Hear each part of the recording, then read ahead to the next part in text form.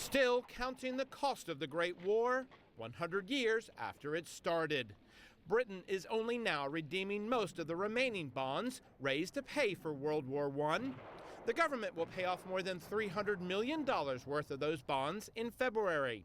It estimates that nearly $2 billion worth of dividends have been paid since 1927, bonds that yield 4% a year since then. It's only really now, in this environment of really low interest rates and really low inflation, that it's an opportunity for the government to save even more money by refinancing them at a lower interest rate. But even these bonds are not the oldest outstanding ones in Britain.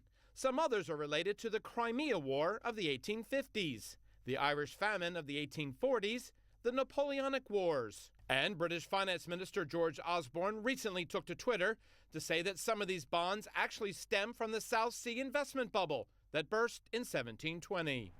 During the high inflation years of the 1970s and 1990s, these bonds may have seemed a waste to hold. You'd have gotten more interest in a bank account. But for those with a really long-term outlook, these ancient bonds have their value. Mainly pension funds, insurance companies, they guaranteed that income, risk-free income of 3.5% per year, rather than getting the market rate today of about 2.5%.